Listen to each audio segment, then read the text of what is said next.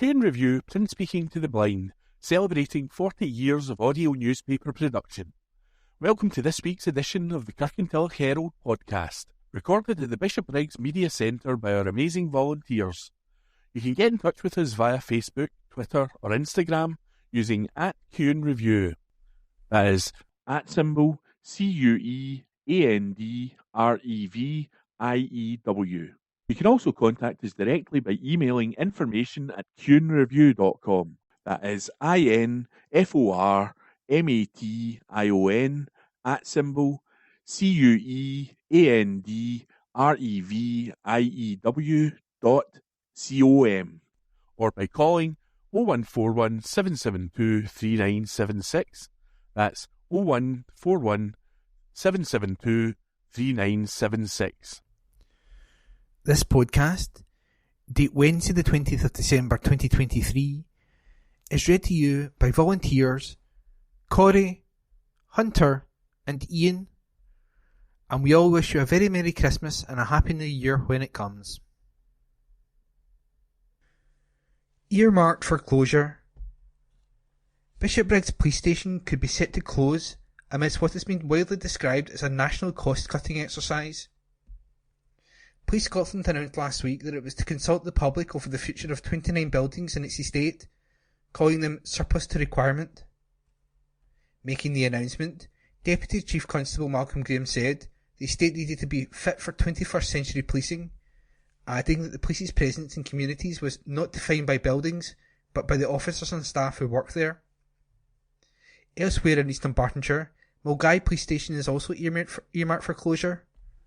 Of the proposals, Strathkelvin and Bearsdale MSP, Rona Mackay, said, "This is an operational decision by Police Scotland as part of their estate strategy across the country. They are looking at the issues of properties in order for them to develop modern premises, capable of delivering effective and efficient services to meet the needs of the public and the staff." Trades Union Unison described the plans as a measure that will make policing more remote and less accessible. David Malcolm, Branch Secretary, said, "No one seriously thinks this is about improving services. It is a cost-cutting measure. It might deliver balanced books, but it won't deliver better policing. These measures themselves will shape the demand from the public and put pressure on already stretched resources in the police contact centre and control rooms as more communities are to see their police offices taken away. We agree with Police Scotland that the police estate is in a mess, but the way to sort that out is to make the case for long-term investment, not short-term asset stripping." Scottish Liberal Dems Justice spokesman Liam MacArthur said the closures would be yet another blow to community policing, adding that it would be utterly naive to pretend that the budget decisions made by SNP ministers have not played a significant part in leading the service down this road. Meanwhile, a campaign has been launched by the General Secretary of Alba Party, Chris McKellenny, opposing the disproportionate closures in Glasgow and the West. He believes the massive reduction in stations in the West will lead to reduced policing here and risks officers being unable to respond to crime, resulting in communities being less safe. And that article was read to you today by me, Ian. This week in history. December the 21st, 1879, the first performance took place of Ibsen's A Doll's House at the Royal Theatre, Copenhagen. On this day last year, Elon Musk confirmed he would step down as chief executive of Twitter as soon as he found someone foolish enough to take the job. December the 22nd, 1715, James Stewart landed at Peterhead to lead a Jacobite rebellion. It failed. On this day last year, FIFA announced it was investigating how a number of unauthorised people gatecrashed Argentina's World Cup celebrations. December the 23rd, 1981, Geoffrey Boycott took his score to 86 not out against India at Delhi to become the then most prolific run-scoring batsman in Test history. On this day last year, the Princess of Wales dedicated a Christmas carol service to the late Queen, paying tribute to her incredible legacy which deeply inspired many of us. December 24th, 1904, the London Coliseum opened in St Martin's Lane with the first revolving stage in Britain. December the 25th, 1932, King George V made the first royal Christmas broadcast to the Empire. On this day last year, the King celebrated Christmas alongside his family at Sandringham for the first time since the Queen died. Positive inspection. A high school in Bishopbriggs has received positive ratings across the board in its latest inspection. Education Scotland evaluated Turnbull High School as very good in all categories in its most recent report. The denominational school has a roll of 650 pupils. Inspectors noted that although recent attendance figures were lower than the Scottish average, so were the number of exclusions. Around 1 in 10 pupils qualify for free school meals, with 15% living in deprived areas, and 42% of pupils have additional support needs. In the Leadership of Change category, a recent refresh of the school's vision was welcomed by inspectors, who said that the faith-based ethos and Catholic identity were clearly reflected. Eileen Kennedy has been a head teacher of the school for a decade and was described as providing highly effective and very caring leadership, which is very well respected across the school community. The deputy heads and leadership teams within the school were similarly praised for their work, with recent accomplishments including recognition as a digital school and winning awards for sustainability and their work with STEM subjects. Plans for future progress in the school were also highlighted as clear and appropriate, with many initiatives in progress to deliver a range of benefits. For example, the recent Culture Day event, the various ways pupils are encouraged to develop their STEM skills, STEM, STEM, Science, Technology, Engineering and Mathematics, and the enthusiastic involvement of pupils as how good is our school ambassadors. The motivation of pupils to learn was described as high, and inspectors believe they enjoyed good relationships with staff who offer varied and well-organised lessons, while also understanding the needs of pupils. Increasing use of digital technology was welcomed as pupils enjoyed such things as online quizzes. Various aspects of assessment were also viewed positively, and the school was said to have very robust systems in place to track achievements. Members of the senior management team visit each department to measure performance against national standards, while conferences involving young people also promote good practice. Parents involved as recorded by Hunter MacDonald. Inspectors found almost all pupils at Turnbull achieve third curriculum for excellence by the end of S3, when they begin to specialise in 9 subjects. Parents said they appreciated receiving regular and helpful feedback on the progress of their children, and staff provide effective communication through the monthly Turnbull Times and social media. Most said their children enjoyed being at the school and were treated fairly and respectfully. Pupils also said they felt they had people to talk to if they were upset, and inspectors also noticed the importance of contributions from partner organisations such as the police, who provide regular presentations on internet safety. The levels of attainment were repeatedly described as very strong, especially SCQF levels 5 and 6, where it was said to be exceptional. Tax change is good for the area. Eastern Berkshire Council will now have the power to charge up to double the rate of council tax on second and holiday homes. And that's a move Scottish Green MSP Ross Greer says will raise vital funds for local schools and other services. The new rules can be applied to homes not used as a primary residence, generating extra tax revenue to help support local public services, helping to meet local housing needs by discouraging holiday home ownership and freeing up homes for those who need them to live in. Mr. Greer said too many people are unable to buy their own home in the community they've grown up in, whilst many properties in those same areas sit empty for most of the year. I'm proud that with Scottish Greens in government, we've been able to introduce another important tool for tackling housing shortages in communities. We should all be able to access good quality and affordable homes. In Eastern Berkshire, there are people being priced out of their own communities while others are stuck on waiting lists. With bold steps like this, we will shift the balance away from second home ownership and free up more homes for those who really need them. It will also raise vital funds for local services like schools and social care that people across our community rely on. This action on second homes comes on top of Green Minister's work to cap private rents and protect tenants from eviction over the last year. Tributes paid to former leader. Tributes have been paid to former leader of Eastern Bartonshire Council, Keith Moody, following his recent passing at the age of 89. Keith was a founder member of the Eastern Bartonshire Liberal Democrats. He was the leader of the Lib Dem group in the first two terms of Eastern Bartonshire Council, firstly as opposition leader and then as council leader. His career in local politics started before the creation of Eastern Bartonshire, when he was elected in 1986 to represent the Mulgai/Carmardinny area on Strathclyde Regional Council. Keith was the father of Vaughan Moody, who has been a councillor in Bearsden for over 25 years and who is the current leader of the Liberal Democrat group on Eastern Bartonshire Council. Vaughan said, "It was my dad who inspired me to enter local politics, and he was a great role model. From the many touching messages I have received since his passing, it is clear that he also inspired many others to get involved in local issues."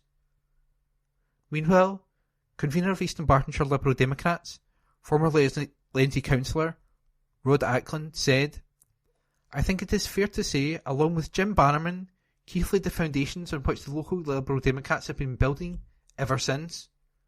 He will be greatly missed." Keith's life was celebrated as he was laid to rest at Clydebank Crematorium last week. Charity is given recognition. An Eastern Bartonshire charity has helped struggling residents clear an incredible £1 million in debt since it opened. And now Kirkintilloch-based Christians Against Poverty (CAP) has been commended at the Scottish Parliament for its dedication in helping local people in dire financial straits since being founded back in 2012. Rona Mackay MSP, who put forward a parliamentary motion, said, "What an incredible milestone to reach. CAP Centre Manager Ross Hutchinson and his dedicated and compassionate team have helped transform the lives of hundreds of people throughout my constituency. They make a huge contribution to the local community and cannot be praised enough." Opponents are warned. Ahead of a full meeting of Eastern Bartonshire Council, the leader has warned other councillors not to spread misinformation with regard to the organisation's capital projects. SNP councillor Gordon Lowe spoke out soon after the papers for Thursday's meeting were made public. He said, "Even before these papers were published, some of our political opponents were making misleading statements about what our plans might be. This sort of misinformation and misrepresentation is not helpful to our communities or to democracy. I say to our opponents, question and oppose our plans if you wish. That is democracy, but at least wait until you hear what they are. Assertion and assumption are no substitute for reading and listening, and I urge opposition councillors to stop making statements that have no basis in fact whatsoever.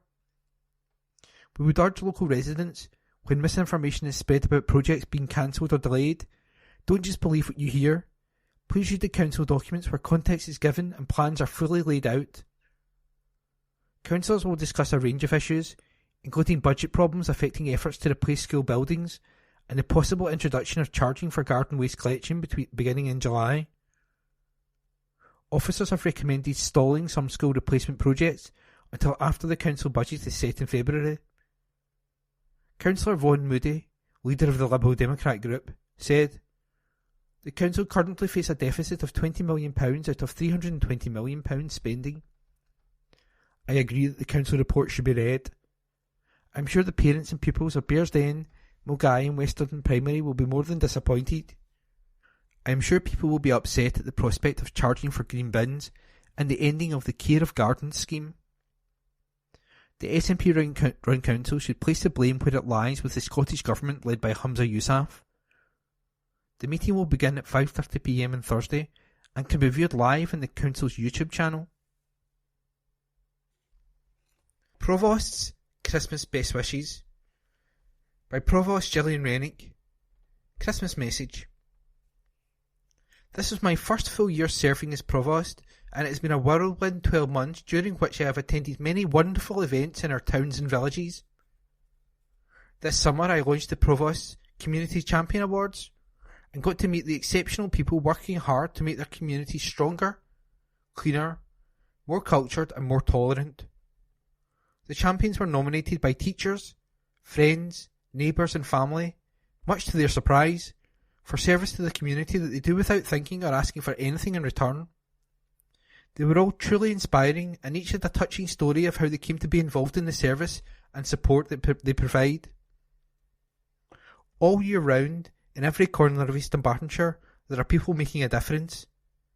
I'm lucky enough to see much of that work firsthand by attending gala days, theatre shows, concerts, festive events and countless other celebrations of the talented community spirit we have here.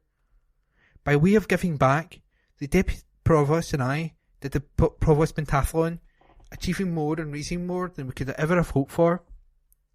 We were highlighting the work of two incredible charities who support young people in times of need: East Dunbartonshire Association for Mental Health, EDAMH, and Young Lives vs Cancer. One of the highlights of my job was to welcome all the new Scots to Kilmardinny House for their citizenship ceremony on behalf of all their friends, neighbours and relatives. They work so hard to achieve their British citizenship so they can live, work or study in East Dunbartonshire. It's always a happy day. I also love to share in the celebrations of other local families celebrating 100th birthdays or special wedding anniversaries. It's my privilege to help mark these amazing milestones. In October, I joined the staff and pupils of Woodland View School in Kirkintilloch to officially open our brand new bespoke school, which supports children and young people from nursery to school leavers with additional support needs in new and adaptive ways. What a joyous evening as the young people entertained us in their fantastic new building. There's more good news ahead for our schools as the council has been successful in its bid for funding to build a new Lenzie Academy. This will be a significant building project and will complete the secondary school project started many years ago. We have a wealth of musical talent in our schools, especially at the Douglas Academy Music School, and through our instrumental music service. We have lots of young people engaged in community life through the Youth Council, Youth Parliaments and Youth Ambassador and Youth Champions. We must continue to encourage them and all our pupils. This year has brought some personal sadness for me and my family with my mum's passing. I want to thank everyone who reached out to us to see how much my mum meant to them over the years. It was very comforting in a difficult time for us. She spent many happy years in Bishopbriggs, Lenzie and Kirkintilloch, and still kept in touch with friends and old neighbours when she visited. As I round up this message, I'd like to mention everyone in our communities who will sacrifice family time over the festive season to carry out vital emergency work in the service of others. Know you are appreciated. And finally, to everyone, a very Merry Christmas and a happy, healthy New Year. And that was the Provost Gillian Rennick's Christmas message. Public consultation on future of Police Estate. Police Scotland have announced plans for a consultation on proposals to close a number of properties across the country. The service has published details of 29 police stations and other buildings it says are now surplus to requirements. This will see officers and staff move to other locations. Of these buildings, 3 are already vacant and 14 others have no public access. Deputy Chief Constable Malcolm Graham said, "Our estate needs to be fit for 21st century policing, putting service enhancement, visibility and engagement at the heart of the communities we serve. These are core components of the legitimacy and consent on which policing in Scotland relies. Our presence in communities is not defined by buildings, but by officers and the staff who work there, and we already have introduced technology that enables our officers to remain in local areas, reducing the need for them to return to police stations to deal with paperwork. We are determined to continue to improve our visibility and accessibility, as well as to bring partners together to deliver services in the most efficient and effective way.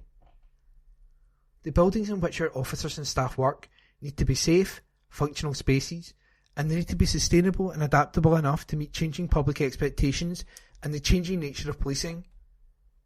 Consultation and engagement is also expected in a further 16 properties in the near future, with all properties included in that already vacant or plots of land with no buildings.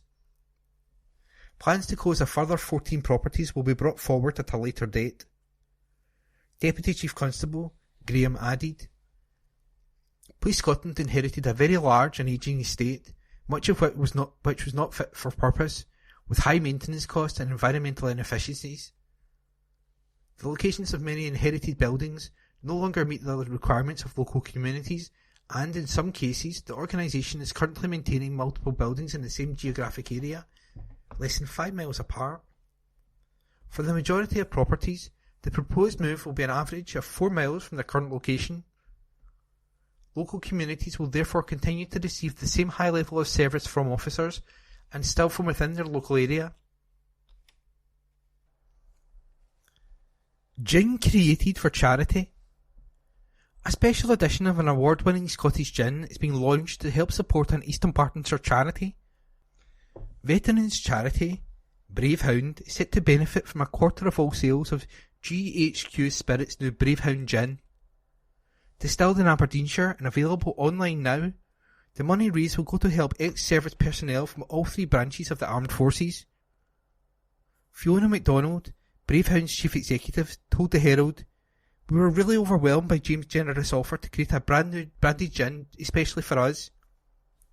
As a charity, we're always trying to generate funds to enable us to continue to provide our life-changing dogs to more veterans in need of help. Thanks to people like James, we were able to train our specialist dogs, which help veterans live full and independent lives. Bravehound provides specialist assistant dogs to veterans suffering from PTSD and other mental health conditions and/or physical injuries as a result of military service. GHQ Spirits was introduced to their work through the Armed Forces Covenant Employer Recognition Scheme, which gives awards to organisations that pledge, demonstrate or advocate support to the defence and armed forces community. Founder James McNeill came up with the idea for the new product after meeting Fiona. He told us, "Supporting veterans is very close to my heart, as many members and generations of my family have served in all areas of the military, and some have been impacted by PTSD. I named my company in tribute to the work of my grandmother, Lena Lowe, who was a dispatch rider for GHQ in Scotland during World War II. Her job was to transport top-secret documents between military bases on motorbike, and she inspired several of her 11 children and grandchildren into military service. The production of the gin is one way we can help veterans today, but I have also provided employment opportunities for those who have made great sacrifices for their country. It's the time of year when we buy more alcohol than usual, often to enjoy during the festive period or to give as gifts. I'd encourage people to buy Bravehound gin and support a very worthwhile cause." Government must help. £60 million deficit for our hospices. Hospices in Scotland are budgeting for a collective deficit of £60 million in 2023-24, as the cost of paying their dedicated staff a fair wage increases and statutory funding fails to keep up. Spiralling staffing costs due to NHS pay increases, plus rising running costs, are stretching hospice finances to the brink, with many being forced to consider cutting vital services and draw on limited reserves to meet the shortfall. Scottish hospices spend over 70% of their costs on staff. They recruit from the same pool of staff as the NHS, so must match NHS salaries to ensure they're able to attract and retain staff to deliver their vital services for people at the end of their lives. As matching NHS pay sends a cost soaring, without additional statutory funding, hospices have to rely on fundraising to pay for every penny. In Scotland, hospices provide care and support for 21,000 children and adults a year, and with demand for palliative care predicted to increase by 20% by 2040, the support they need will become increasingly important in the future. They play an integral part in healthcare, supporting people to stay at home and out of hospital, but remain largely funded by charity. On average, 2/3 of hospice income is raised through fundraising. The remaining statutory funding is government funding that is primarily allocated and distributed through local health and social care partnerships.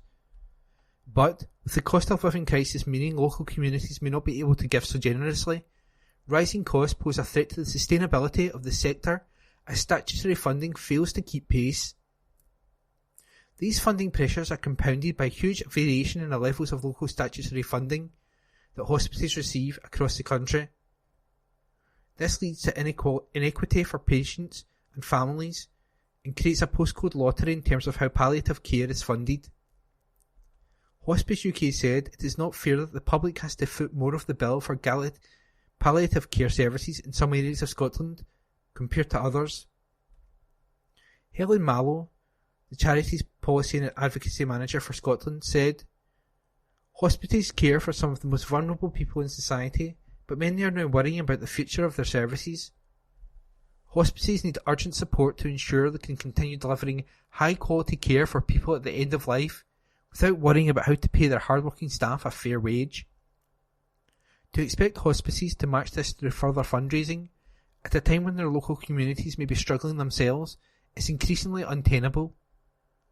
The Scottish Government must commit additional funding for hospices in its upcoming budget to help address the huge £16 million deficit facing the sector and ensure hospice funding is sustainable in the long term, so hospices can continue to support the people who need them most. Value our staff too. Hospices across Scotland are facing the immense challenge of meeting rising costs without additional funding. Hospices across Scotland are calling on the government to act." Jackie Smart, Scottish Hospice Leader Group Chairwoman, said, "With staff costs contributing such a significant amount to the collective deficit, it is unreasonable that hospices have to rely on charity to pay their dedicated staff a fair wage while government support funds the increase paid to similar staff in the NHS. Our staff provide compassionate care to people at their most vulnerable time in their lives. They should be valued and treated equally." 900 drug deaths in the first 9 months of 2023. There were an estimated 900 suspected drug deaths in Scotland between January and September this year. The Scottish Government has produced a quarterly report from Police Scotland's Management Information to provide an indication of current trends and suspected substance-related deaths. In the first 9 months of the year, the number of suspected drug deaths increased by 13%, 103 people, compared to the same period of 2022. Of these, 645, 72%, were males, up 16% from the 556 last year. Figures also suggested that 66% were aged between 35 and 54. There were 255 female suspected deaths, an increase of 6% compared with the 2022 estimate of 241. There were 46 suspected deaths in the under 25 age group, 5% of all estimated lives lost, and an increase of 7% from the previous year. Police Scotland data showed that Glasgow had 231 suspected drug deaths, the highest of any division area, followed by 108 in Lanarkshire and 99 in Edinburgh.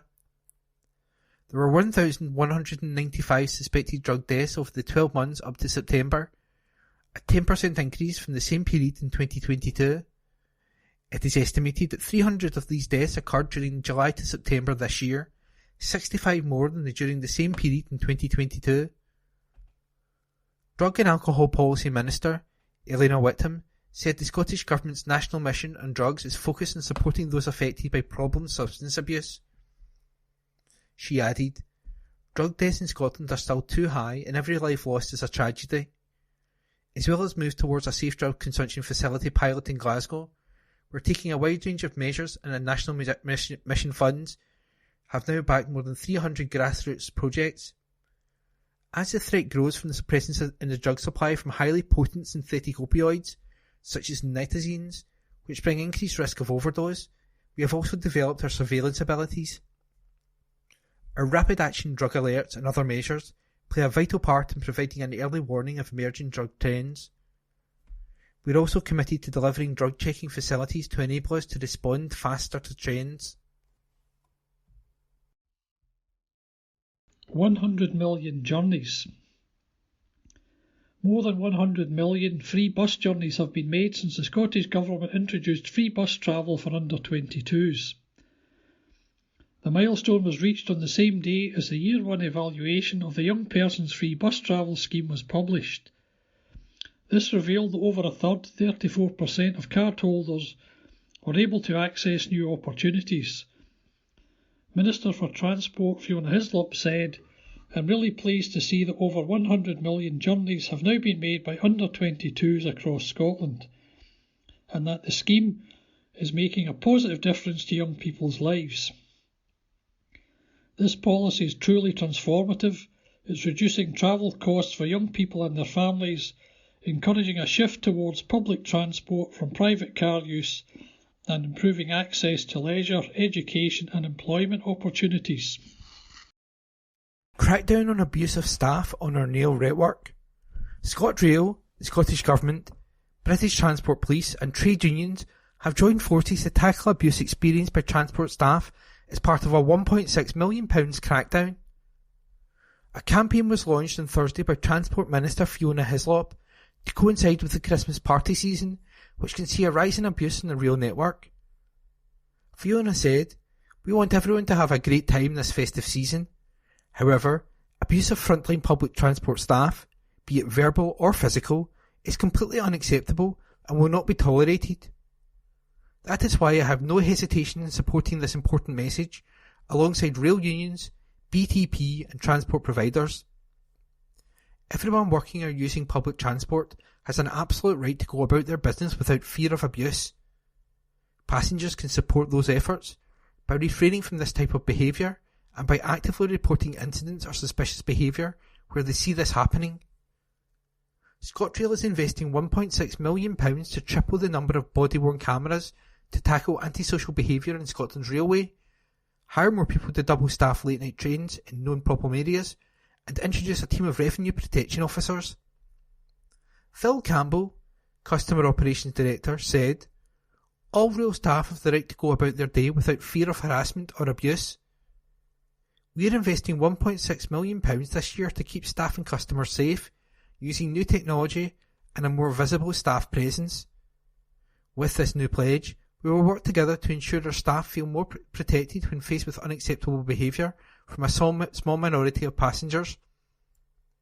The British Transport Police, BTP, which is responsible for policing the train network, has committed to several pledges which aim to enhance the safety of staff and support any victims of abuse. A dedicated investigator will follow up any report of abuse and will work closely with ScotRail to support railway staff through any incident. Any repeat offenders, or those deemed to pose the greatest threat to staff, will be targeted with prohibitive court orders. BTP Chief Inspector Chris Shields said, "There's absolutely no place for abuse, verbal or physical, directed towards staff in Scotland's rail network, and tackling this type of unacceptable behaviour is a key priority for us. Day and night, we have targeted patrols of high visibility officers on trains and at stations who are there to identify and deter offenders and reassure staff as they travel in the network. Substantial investment has been made to improve an already excellent CCTV coverage of the rail network in Scotland, and we will investigate all incidents of abuse against staff with appropriate action being taken against perpetrators.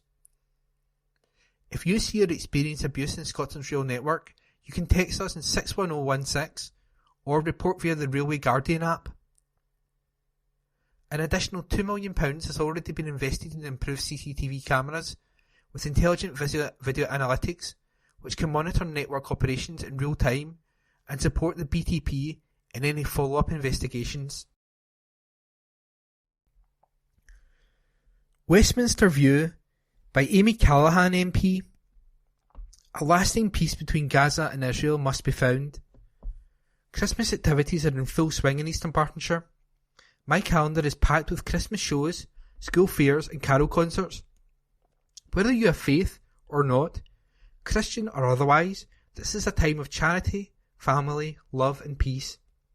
Yet, peace seems a distant and forlorn hope in the land of Jesus' birth. Instead, a humanitarian crisis is unfolding in Gaza. Half the population of Gaza is starving, 46,000 people are injured and receiving no treatment. The death toll is counted in the tens of thousands. It is soul-destroying to think of orphan children falling asleep to the sound of bombs dropping. A tragic story is unfolding in Israel as well, where countless families grieve the brutal, senseless death and torture of their loved ones. There is no undoing the tragedy that has consumed Israel and Gaza, but further death, destruction and misery can only be avoided by immediate and permanent ceasefire. Because, as we have seen, humanitarian pauses are not enough. Now, I accept that making peace is unpalatable to some Palestinians after the scale of violence and destruction in Gaza.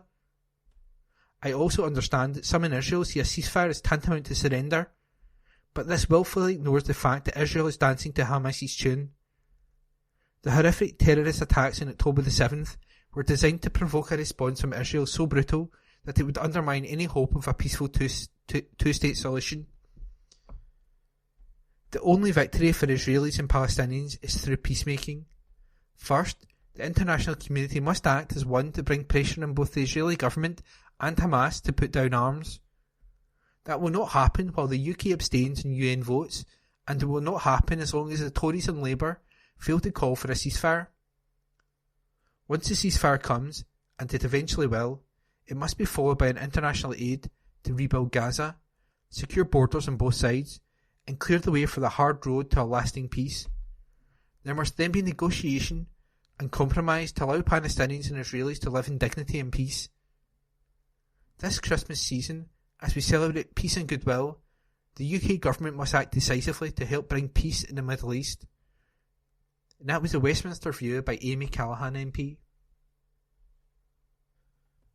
Kirkintilloch and Bishopbriggs Herald, Wednesday the 20th of December. Let's talk. Please send your letters via email to kirkyherald@gnscotland.co.uk and write letters in the subject field. Please keep letters to a maximum of 300 words. Letters cannot be published without a name and postal address. Also include a daytime phone number if possible. We reserve the right to edit any letter. Leaders of the world beating paths to Holyrood for advice. Sir, David Cameron's reproof to the SNP about observing protocols for engaging with foreign governments has elicited a variety of responses from Hamza Yousaf's administration. Perhaps the most bizarre is the claim made at Holyrood by Cabinet Secretary for Net Zero, Mary McCallan. More often than not, world leaders are approaching the Scottish Government asking for our advice on how we have managed to lead the way so successfully on a number of fronts. This raises two questions. First, which world leaders have requested advice from the Yousaf regime? Ms McCallan did not vouchsafe names. Not yet. Secondly, the issues about whether Scottish excellence they wish to consult. Perhaps they asked about how to conduct a census, or to produce ferries to timetable and cost, or to close the schools attainment gap. Perhaps they look for guidance on how to see patients in A&E departments in timely fashion, or to reduce the rate of drug deaths, or to introduce a deposit return scheme. Yours, etc., Jill Stevenson. Address supplied. COP 70,000 surely can't be good for our climate. Sir, it is staggering to learn that 70,000 plus people went to Dubai for the climate conference. Most of these would surely have pretty much as their own First Minister was, merely one of the many uninvited autograph and selfie hunters always attracted to these events. That is, when he managed to fight off the world leaders clamouring to meet him and seek advice, at least according to one of his large retinue, Mary McCallan. On a more serious and less delusional note, how can this number be tolerated? This conference could have easily, and perhaps more efficiently and effectively, been conducted electronically. I note the final report on COP28 and the amended wording that the original suicidal race to stop and phase out fossil fuels, which will only harm the poorest among us, has been eased. Maybe the FM got his way with that, and they all fell into line.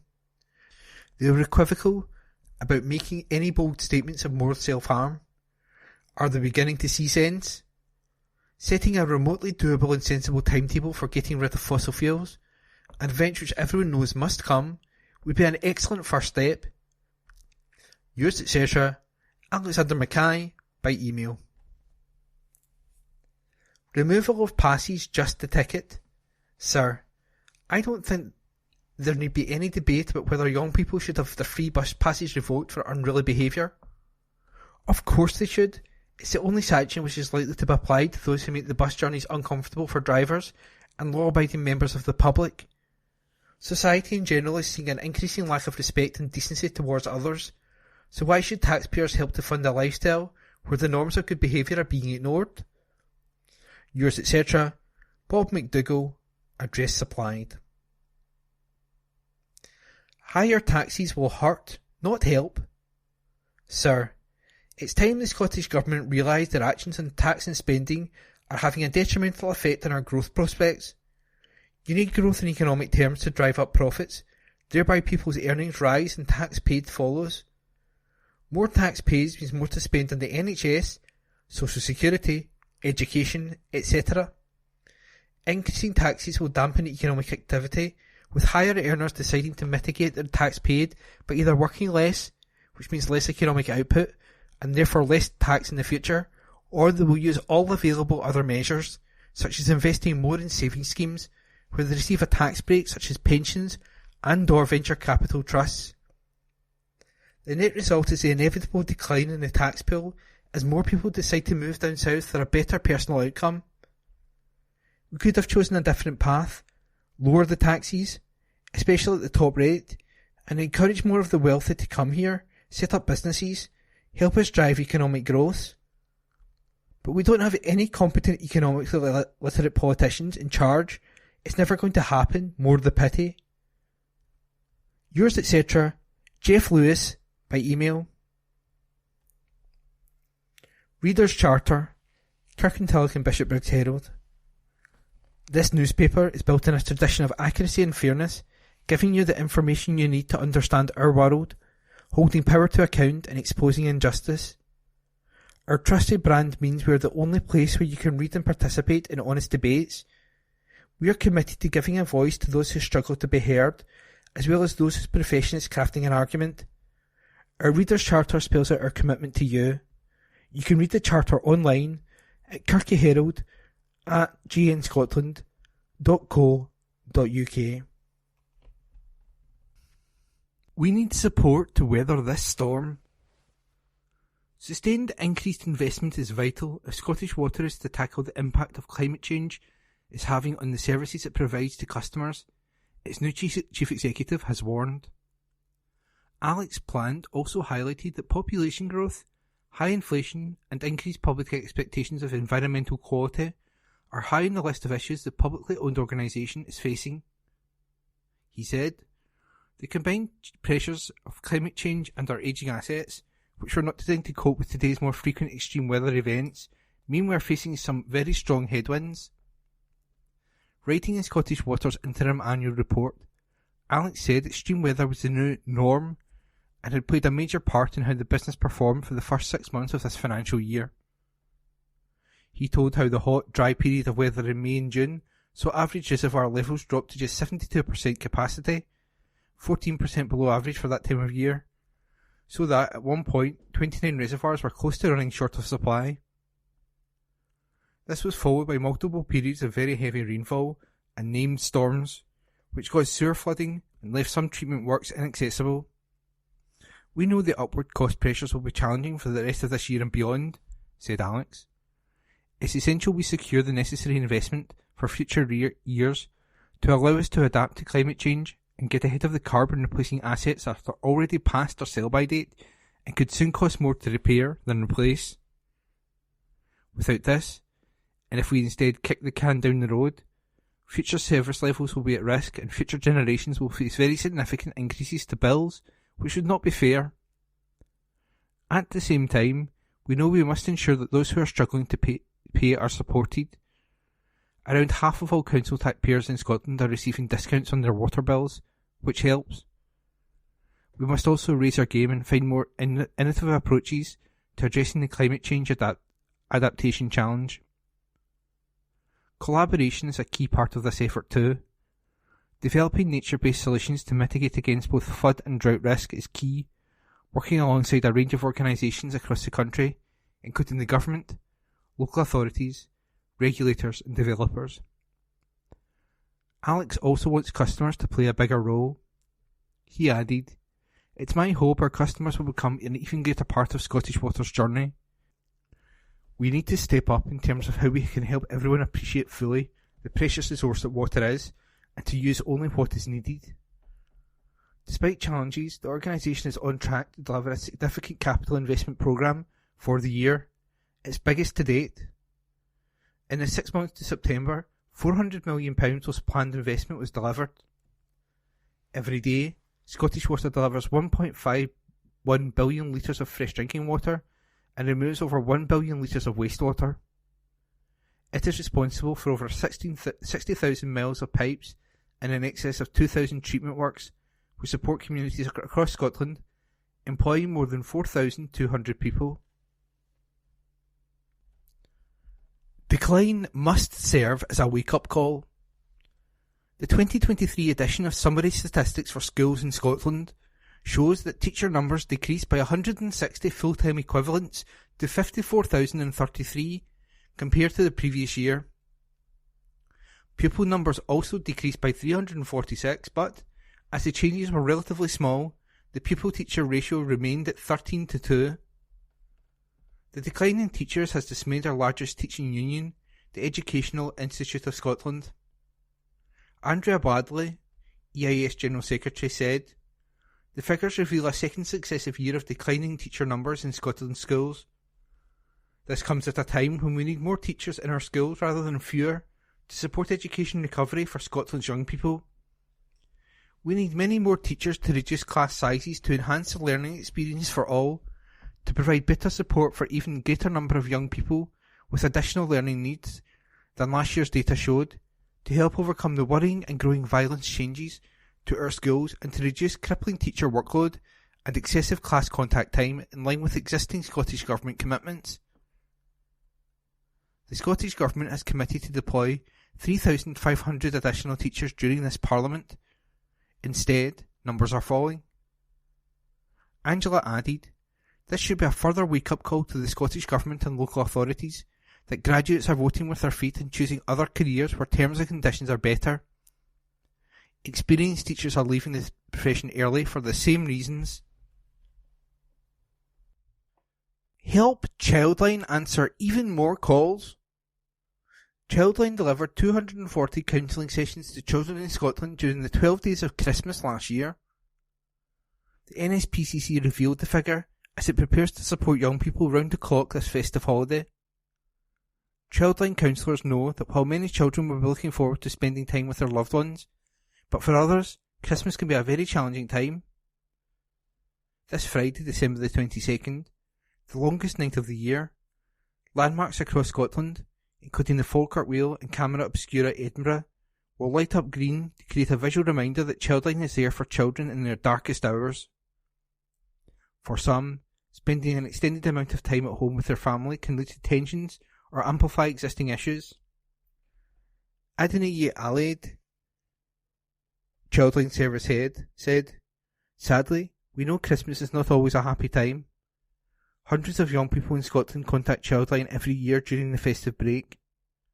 For some young people, the issues they face all year round can become worse, with societal pressures and expectations being added to existing problems. With schools closed for the holiday, children are also have limited access to wider support networks, which can increase feelings of isolation. Christmas can also place a number of extra pressures on families, from financial to emotional, and for those children who are struggling with a range of issues, our trained counsellors can provide a real lifeline. Just £4 could help a counsellor answer a call. To enable the charity to be there for children, visit www.nspcc.org.uk/Christmas. Christmas was once outlawed. An expert from the National Trust for Scotland has identified hidden meanings behind the traditional Christmas carol, 12 Days of Christmas. According to Dr. Joe Rowley, NTS Visitor Services Assistant, the popular song, first published in 1780 and originating in France, was written when Catholicism was discouraged and people were prohibited from publicly practising their faith in Scotland. The song contains hidden references woven into its verses to provide Catholic teachings where the Presbyterian churches had assumed authority over Scotland in 1560, known as the Scottish Reformation. Joe developed the research as a way of understanding the history and cultural aspects of Christmas celebrations, and it has been used to inform traditional decorations and new authentic festive events. She said, Christmas in Scotland was prohibited following an Act of Parliament in 1640, making the celebration of Yule illegal. There was no public holiday on Christmas Day, and, apart from a brief period in the 17th century, this lasted until 1958. It's hard to believe that Christmas was outlawed for over 300 years, considering how popular the holiday has now become.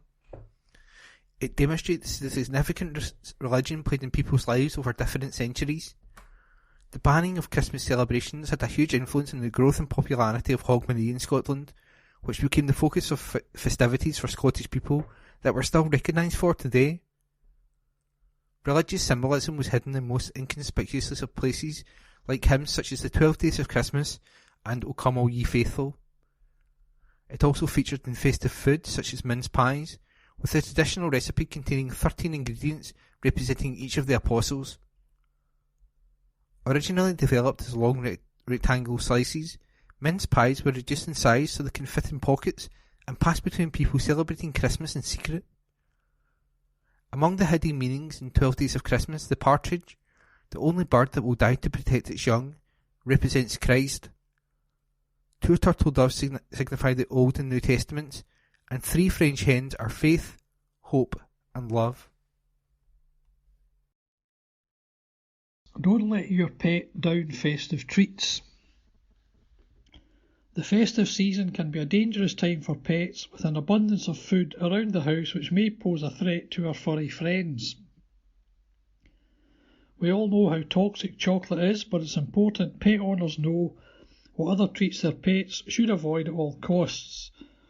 Jude McCoy, Bella and Duke Canine Nutritional Advisor, said, Christmas isn't just a holiday for humans anymore, but our pets too.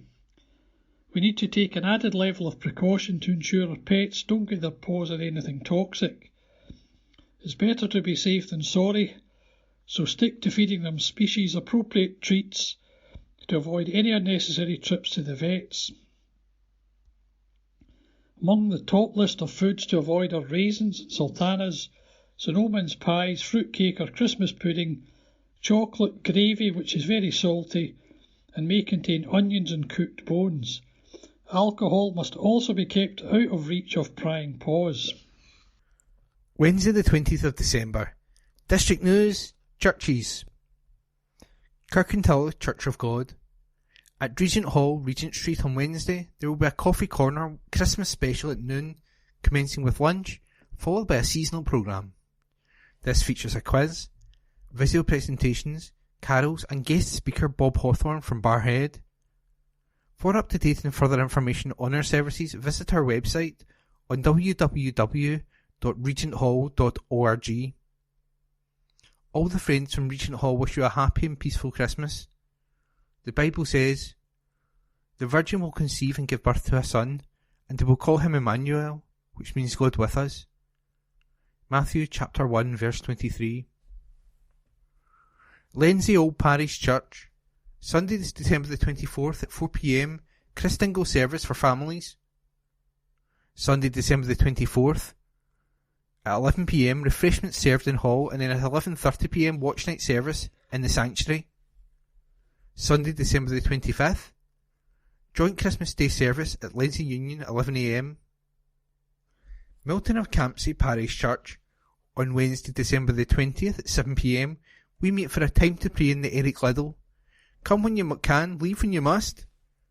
On Thursday December the 21st, just as the school closes, we join with Canon Jeremy and our St Paul's friends at the Village Cross for carol singing. Please come. We meet for worship on Sunday December the 24th at 11 a.m. for a family and nativity service which will include the sacrament of baptism. For the montage, please send us a photo of yourself with your favourite Christmas carol. You can bring your reverse Advent box to the church along with donations for the food bank. Our watch night services is at 11:15pm, and then on Christmas Day we gather at 11am to celebrate Jesus' birthday. Why not bring along one of your presents? We are sorry there has been a delay in the delivery of our magazine, The Messenger, to some homes in the village. Hopefully, by now, everyone will have received one. We send greetings of comfort and joy to everyone this Christmas. Springfield Cambridge Church. Morning worship on Sunday, December the 24th will be conducted by Reverend Ian Taylor, assisted by our Assistant Minister, Mrs. Julie Harty, in the sanctuary at 11am. Tea and coffee will be served in the Cameron Hall after morning worship. Come along and enjoy the fellowship. No collection is taken during the service, so donations can be made by placing them in the offering plates in the Hall of Fellowship as you enter or leave the building. Morning worship has also been live streamed on the Springfield Cambridge Church YouTube channel. A link to this can be found on the Springfield Cambridge Church website, www.springfieldcambridge.org.uk, and Facebook page, where up-to-date information about events and church organisations can also be found. There will also be a Christmas Eve service at 7:30pm, which will not be live streamed. This will be preceded by a carol singing from 7:10pm, and tea and coffee will be served afterwards, concluding about 8:10pm. A retiring collection will be held in aid of the Lodging House Mission. On Christmas Day, a service will be available at 10:30am via our YouTube channel only. There will be a vestry hour on Wednesday, December the 20th, from 10am to 11am, for anyone who would like to speak with the minister. There will be a short weekly service of worship in the Springfield Chapel on Wednesday, December the 20th, from 11:10am to 11:30am, followed by tea and coffee in the Hall of Fellowship. Following this, the vestry hour and midweek service will resume on January the 10th. Colston Well Park Church. Celebrate Christmas at Colston Well Park Church this Sunday and join us for this special celebration at 11am. Our watch night service will be at 11pm, and both services will be led by Reverend Malcolm Cuthbertson. The art club will be closed over the festive season and restarts in the new year. On Wednesday, the Colston Tea Break, our community drop-in, continues from 11am to 12:30pm. Feel free to pop in for good food, good chat, and of course, good company. Especially at this time, let us not forget the food bank and its essential work within our community. It is open every Friday from 11am to 1pm and 2pm to 4pm. A special thanks to all who ably assist and to those who continually donate foodstuffs. St Mary's Parish Church. The service on Sunday, December the 24th, Christmas Eve, will begin at 11am as usual and be taken by the Reverend Dr. Ruth Morrison. This will be an all-age service with everyone in the church. A blue service will take place on Wednesday, December the 20th, beginning at 7:30pm. At 11:30pm, we will hold our annual watch night service, which will be a joint service with St David's Memorial Park Church.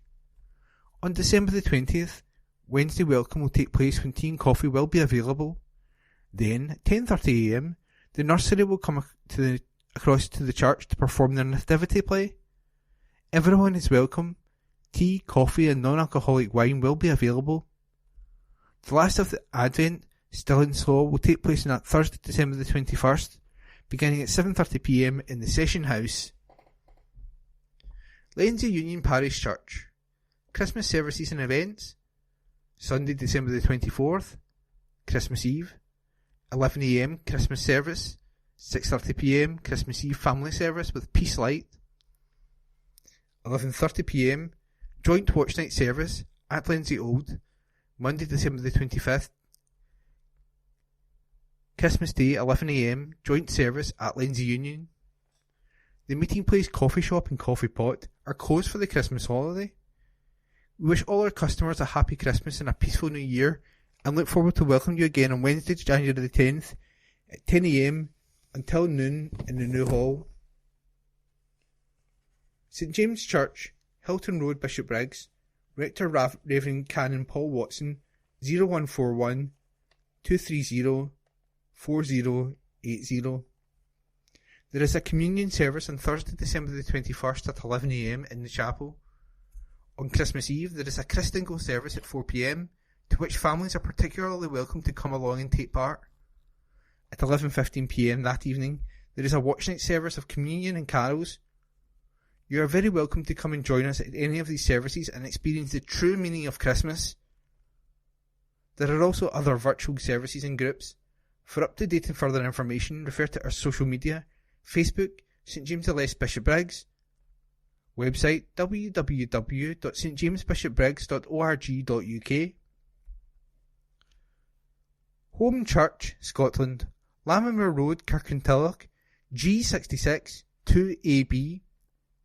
Home Church Kirkintilloch, Home Church East End, Carmyle, G32 8DP, and online, a church for all ages. Suddenly, an angel appeared to some shepherds on a hillside and said, "Don't be afraid, I bring you good news that will bring great joy to people. The Saviour, the Messiah, has been born today in Bethlehem, the city of David." Luke chapter 2 verses 9 to 11. Sunday, December the 24th, 10 a.m, prayer meeting including nativity play, followed by refreshments. A warm welcome awaits you. Home Church Carmyle, see website for services over Christmas. Fridays, craft and coffee, 10 a.m. to noon, open to the community. Youth Fellowship, 7:30 p.m. to 9 p.m, a varied programme. Home radio available every day. New Year's Eve Ceilidh, Sunday, December the 31st at 8 p.m. See Facebook, Instagram and Home Church website for the latest information for Carmyle and Kirkintilloch. Kenmure Parish Church. We will have 3 services on Christmas Eve. The morning service begins at 11 a.m. and will take place in the form of a traditional 9 lessons and 9 carols service, led this year by the elders. At 6 p.m. we hold our popular children's pyjama service. All children, young and old, are welcome. This will be led by the Reverend Susan Anderson. Finally, at 11:15 p.m. we will hold our watch night service, led by our assistant minister, Reverend Kay Gardiner. Mince pies, shortbread, tea and coffee will be available in the hall from 10:30 p.m. onwards. You are welcome to join us both in church and on our YouTube channel. The service on YouTube can be watched live, as it is streamed, or later at a time that suits you. You can find our channel by simply searching for Kenmure Bishopbriggs on YouTube. That's Kenmure Bishopbriggs on YouTube. Teas and coffees at a time of fellowship follows the end of the church service. Details of all of our groups that are currently running may be found on the website kenmure-church.co.uk. That's KENMURE-CHURCH.co.uk. To find us on Facebook, just search for Kenmure Parish Church. If you would like to join our WhatsApp group or receive the Bible studies from ABC, then email us at kenmurechurch@icloud.com. St David's Memorial Park Church. This Christmas there is an opportunity to connect with the real meaning of the Christmas story, away from all the preparations of hosting family dinners, packed shops, and all the shows and concerts we go to. St David's Memorial Park Church are holding a vigil from December the 22nd to 23rd for 24 hours. Throughout the day there will be a specific focus on prayer and time for silent reflection and for people to pray as they need to, with one another or alone. The event begins at 2 p.m. on the Friday with a short service and closes in the same way on the Saturday, and is open to all to drop in as many times as they wish. Cadder Parish Church. Christmas Eve, Sunday, December the 24th, 10:30 a.m, lessons and carols. 4 p.m, Christingle. 11:30 p.m, watch night service. Wednesday the 20th of December, District News, General. Society of Antiquaries. On December the 7th, the Antiquaries hosted a talk by Al Fleming and Linda McIntosh on the German air crash at Lennoxtown, May the 7th, 1941. The talk was divided into 2 parts. Al delivered the first part, which dealt in detail with the background to the incident, the circumstances of the crash and the fate of the crew. The aircraft, a Junkers Ju-88 dive bomber, had been taking part in a large raid on Clydeside. Returning from the raid, it was shot down by a Bolton Paul Defiant night fighter and crashed in Blair's Cave Muir between Lennoxtown and Balmore. 2 of the crew had parachuted out and were captured next morning on the Balmore golf course. They spent the rest of the war as POWs and were sent to camps in Canada. The other 2 crew members, the pilot and observer, were killed and were buried in Lennoxtown's Campsie Cemetery.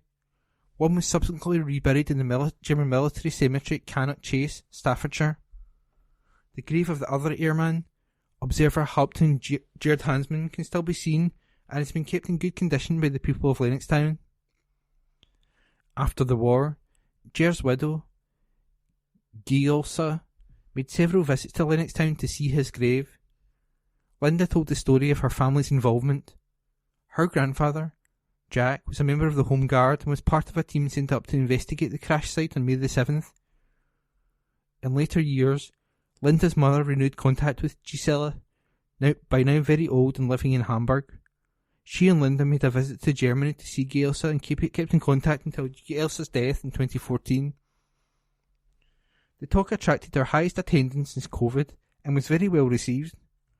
In his vote of thanks, Antiquities Vice President David Graham was able to corroborate some of Al's information and the nature of the bomb raids from his boyhood memories. More gifts for the food bank. As in the past, local residents have come up trumps with their kind-hearted donations. Families of Clayton's Early Years Centre once again have generously donated 102.35 kilograms of food and toiletries to East Dunbartonshire Food Bank. A big thank you goes to everyone for thinking of others less fortunate at this time of year. All the staff at Clayton's Nursery would like to wish everyone a Merry Christmas and a wonderful New Year. Clayton's Early Years Centre is based in Bishopbriggs. Call 0141 955 2291. Email office@claydons.e-dumbarton.sch.uk. To find out more, visit our website www.claydons.e-dumbarton.sch.uk. Heart of the Matter: Remembering Past Christmases by Dr. Frank Dunn. The Royal College of Physicians and Surgeons of Glasgow was founded in 1599 by Master Peter Lowe, and he is buried with the precincts of Glasgow Cathedral. Each year there is a Founders' Day service on the first Sunday in December with a wreath laying by the college president. The current minister of the cathedral is the Reverend Mark Johnson, formerly of St Mary's in Kirkintilloch. He is well known in these parts and is a good friend. The sermon this year was delivered by the Reverend Roger Sturrock. He was distinguished rheumatologist in the Royal Infirmary and, on retiring, joined the ministry of the Church of Scotland. His theme was the importance of light. He began by mentioning how, as a young student, he would carry a pen torch for examination of the eyes, the throat, and to see if swellings were translucent. Thereafter, he spoke of the importance of good light during operations, and how the surgeon would become vexed if an inexperienced junior brought the light. He then tied us in very effectively with the importance of light in the Christian faith. We see this in the Paschal candle at Easter, and in the bright star which led the kings to the stable at Bethlehem. It was an excellent and appropriate sermon from a physician and minister. Each year my mind drifts back to my childhood days living in the grounds of Stobhill Hospital. Early on Christmas morning we were awakened by the sound of Christmas carols from the nurses' choir, all with their capes on and holding candles. More often than not, the snow would be falling. It was such a vivid and memorable Christmas scene. As a young doctor in the Royal Infirmary and a consultant in Stobhill, I took part in the Christmas show, which was put on by the doctors and the staff for the patients. It was a hoot and greatly appreciated by all. On Christmas Day, the patients all sat round a table in the ward, pulling crackers and having whatever libation took their fancy. This was the basis for the introduction of a small alcohol-based refreshment in our wards in Stobhill, if desired, on a Friday and Saturday evening. The patients loved this, never abused it, and all slept more soundly thereafter. May I take this opportunity of wishing all our faithful readers a very peaceful and enjoyable Christmas and a fulfilling 2024. James really is a big softie. James is a beautiful older black cat who is ready to find his forever home. He is currently being cared for by the Scottish SPCA, Edinburgh and Lothian's Animal Rescue and Rehoming Centre. James is very wary and cautious around people. It took him a long time to come around to staff and feel comfortable in being handled, but now he is extremely affectionate. He loves a cuddle, but can be a little unsure of people he doesn't know. He responds to a confident human as, if you flinch away from a hiss, he will proceed to pretend to swipe you without cause. James needs an adult-only home with no other cats. Visit www.scottishspca.org/rehome-a-pet/13581-James. Orbiston Neighbourhood Centre.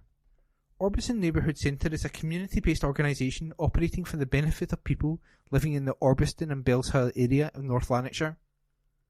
Theo's Cafe Christmas Lunch is on Wednesday, December the 20th. Call in to Theo's Cafe between 9:30am or 3pm on Monday and Friday. Befriend Bellshill are seeking new volunteers to support older adults living in Bellshill and Coatbridge. The service provides one-to-one group and cell phone support for older adults who are lonely or isolated. PVG and induction training is provided. Expenses are reimbursed. Email your contact details to Tammy and Elaine at befriend@oncbellshill.org or telephone 01698 573 251 during office hours. That's 01698 573 251. Public notices. Planning notices. East Bartonshire Council public notices. Civic Government (Scotland Act 1982). Application for renewal of late hours catering licence. The undernoted has applied for the grant of a late hours catering licence in terms of the above Act. Name and address of applicant.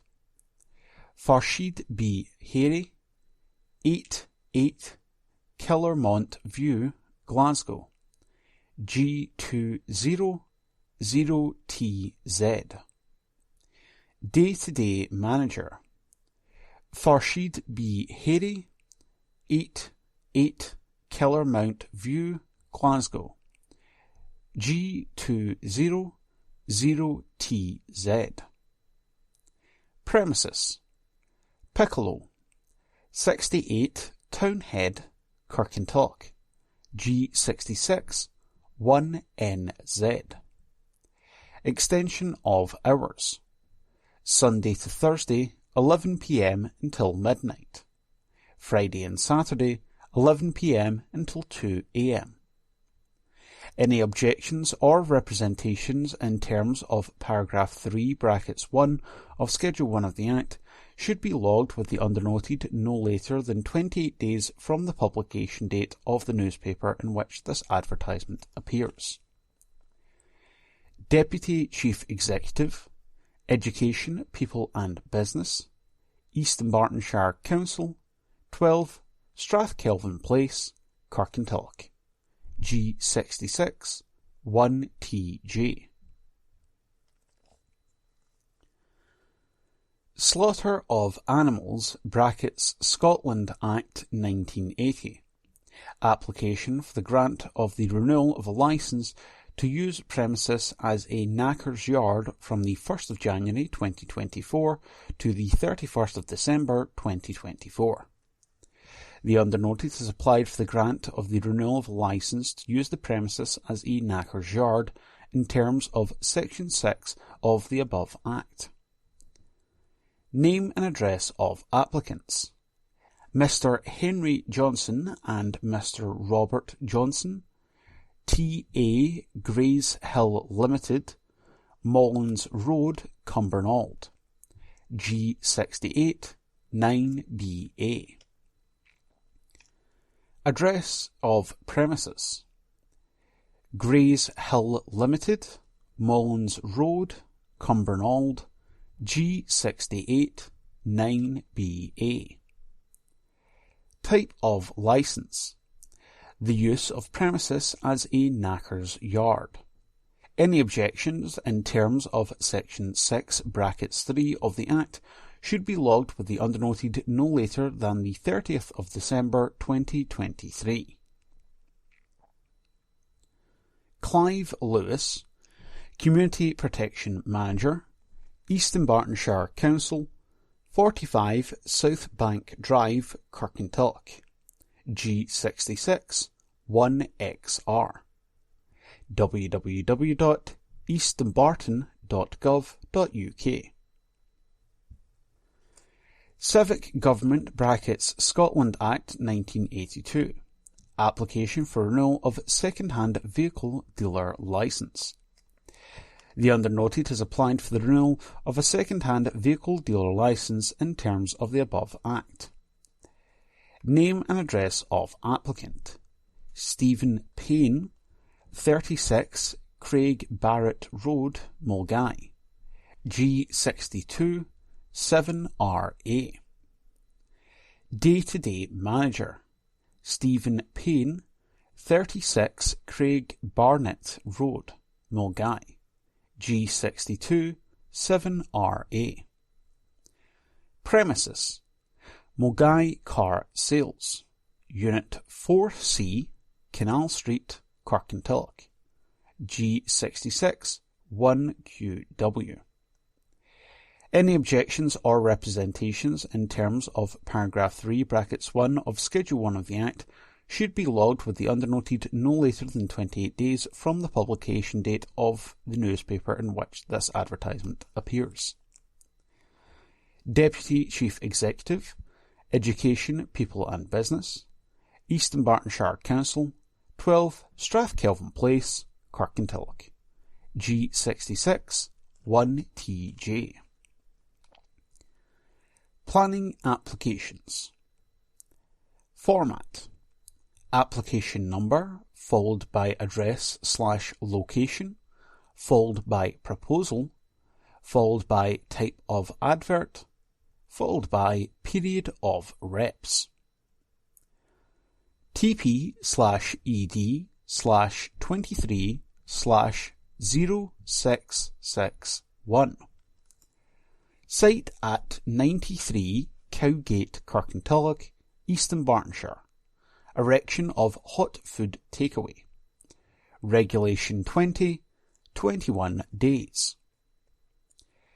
TP/ED/23/0661. Site at 93 Cowgate, Kirkintilloch, East Dunbartonshire. Erection of hot food takeaway. Section 65, affecting CA, 21 days. If you are unable to view the plans on the Council's website, then please contact the Planning Duty Officer to arrange a suitable time to view the plans in our offices. Written comments may be made within the above period to the Council through the Council's website or to the above address. Any representations will be treated as public documents and made available for inspection by interested parties, and may also be published on the Council's website. Dash for Charity. An article written by Brian Yule and read by me, Corey.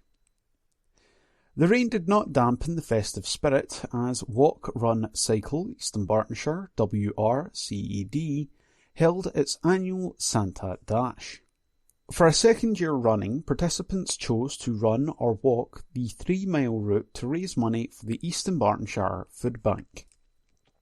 The event started at Kirkintilloch Marina as the route took in Christine's Way, passing the WRCED community bench and onto Boghead Wood and Lindsay, where Santa handed out selection packs to all attendees.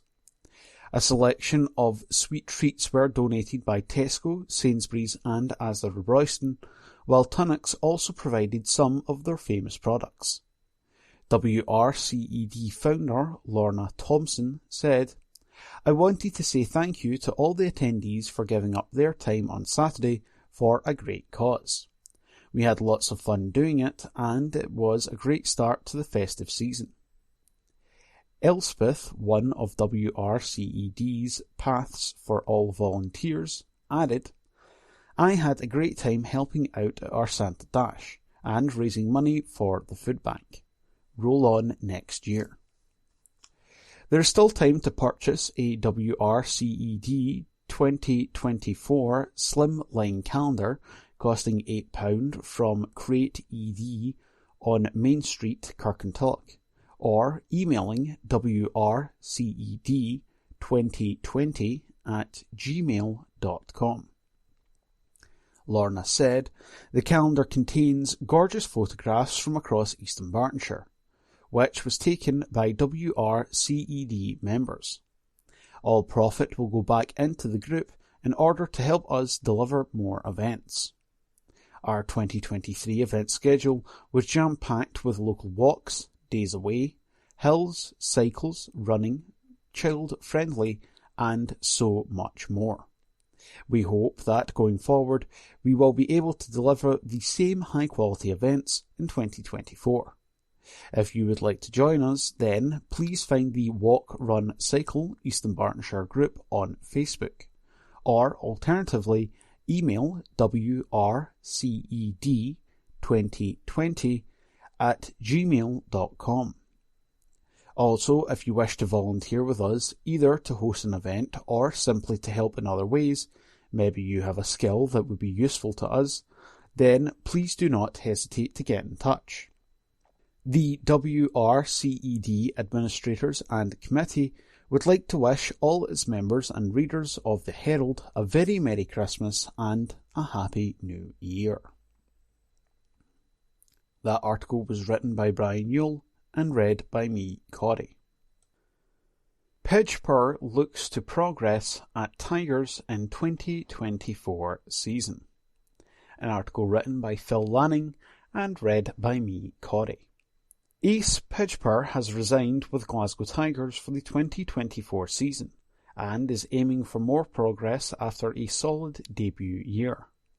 The 17-year-old enjoyed an excellent campaign as he helped the Ashfield club to the league title, just as his dad Theo did in 2011. However, Edinburgh-born Pidgepur knows it will be even tougher in the year ahead as he looks to add more consistency to his racing. He said, "I think it surprised quite a few people that I did okay last season. A lot of people wrote me off and said I would struggle. It was hard at times, but I think a lot of that was down to fatigue, or getting too many injuries. Going up into the championship is a big deal at a young age, but I feel overall I coped okay. It was great to win the league in my debut year, but now I want another massive season as we go to defend it. I don't make any mad targets. I think that would put far too much pressure on myself. I think it's important just to focus on every race as it comes. I want to be more consistent. I hope the experience of a full season on all the tracks will help me find more solid scoring." Team boss Cammy Brown believes it was a no-brainer to keep Pidgepur in the side, becoming the third signing after Lee Complin and Leo Flint. He said, "There's little doubt that Ace has so much potential. I felt he had a really impressive first season. Ace is learning with every race, but with a year of experience under the belt, I would like to think he will progress nicely going forward." Pidgepur's signing of the Tigers is in association with the Country Yard Pantry enterprise. www.countryardpantry.org.uk/about-us. Based in Postle Park, this is an innovative food project which aims to tackle the harmful effects of poverty by creating well-paid, secure jobs in hospitality and catering. In doing so, it distributes good quality food at low cost, whilst reducing waste and minimising the impact on the environment. Allied Vehicles and Glasgow Tigers continue to support this charity and have made a donation from the marketing budget. To make a donation, visit www.justgiving.com/page/Glasgow-Tigers-way-17016974035. That number at the end is 170169274035. That article was written by Phil Lanning and it was read by me, Corey. Ashfield showed great character in win over Peters Hill. This article is unattributed, but it is being read by me, Corey. Ashfield boss Michael Oliver was delighted with the great character and energy levels showed by his side as they returned to action for the first time in a month with a 4-3 win over WOS First Division leaders Peters Hill. Bobby Barr opened the scoring for the hosts after 2 minutes, but Peters Hill equalised on 10 minutes through PJ McGriff, and he then gave them the lead on 31 minutes. 3 minutes later, Stephen Slevin drew Ashfield level as the sides went in all square at the break. On 53 minutes, Jamie Adam put the visitors back in front. However, Greg Burns would tie things up again on 73 minutes before Barr grabbed Ashfield's winner 7 minutes from time. Oliver told the club's YouTube channel, "I think the boys showed great character from being 2-1 down and 3-2 down to be able to come back and win the game. It has been frustrating the last few weeks having not been playing. We haven't played for a month. So, to be able to show those energy levels was a credit to the players. It is another massive result for us. We've done the double over Peters Hill this season, who came into the game at top of the league. So I'm delighted for the boys. The boys put in a massive shift and on the balance of play, I don't think anyone can say we haven't deserved it.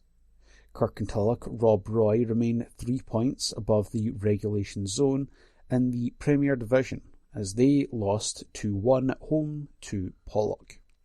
Caledonian Locomotives were knocked out of the Scottish Junior Cup in the 4th round as they lost 3-2 away to Premier Division side Hurlford United.